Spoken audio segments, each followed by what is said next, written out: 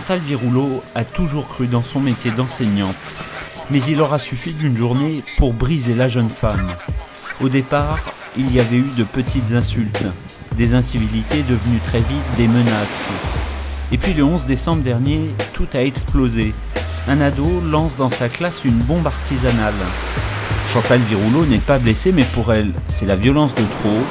Alors, elle veut désormais parler, expliquer, témoigner d'un quotidien pas vraiment ordinaire.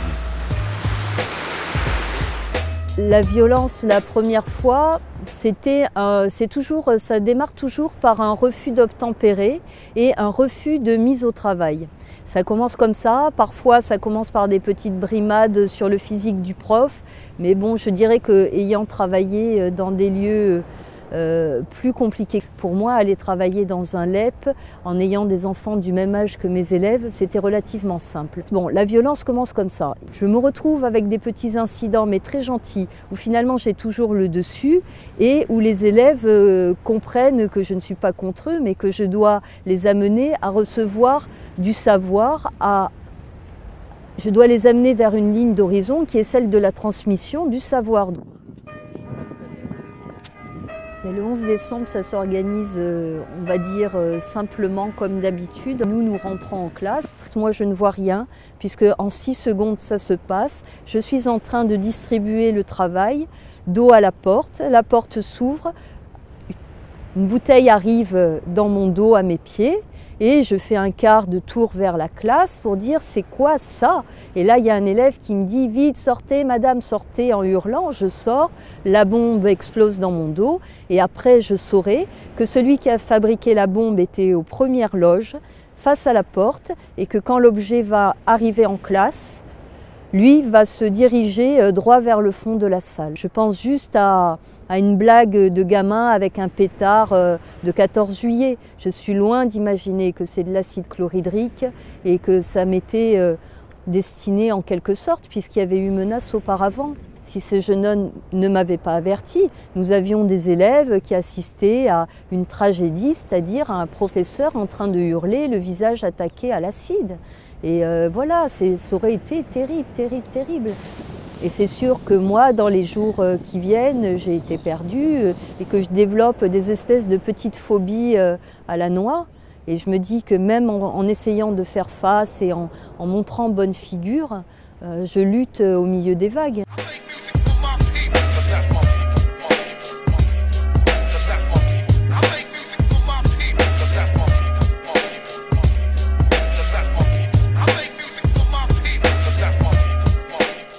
Et je me dis, comment en est-on arrivé à laisser ces enfants autant dérivés, à ne pas avoir mis de barrière? Comment vouloir transmettre et en arriver à avoir des jeunes qui partent en prison? C'est un échec complet. Je ne suis pas bien sûr responsable de cet ensemble, mais si chacun avait joué sa partie, chacun est payé pour jouer un rôle.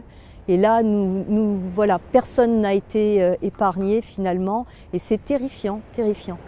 L'éducation nationale est un corps enseignant, comme on le dit si bien, qui est incapable quelque part d'avoir un cœur. Nous avons des gens mis en place qui sont parfois de véritables robots sans cœur et sans réflexion, qui appliquent méthodiquement certaines choses et qui ne cherchent qu'une chose, qui n'ont qu'un seul objectif, se faire bien voir de leur hiérarchie. Donc pour se faire bien voir de sa hiérarchie, il ne faut montrer aucun symptôme. Donc ne pas montrer les symptômes, ne pas montrer la détresse, c'est cacher les dérives de l'établissement. Parce que les chefs d'établissement reçoivent des primes, et voilà, je me demande jusqu'où ils sont couverts, jusqu'où il y a impunité quand ils commettent des erreurs administratives. J'aurais jamais voulu faire ce métier à 24 ans, 25 ans ou 30 ans.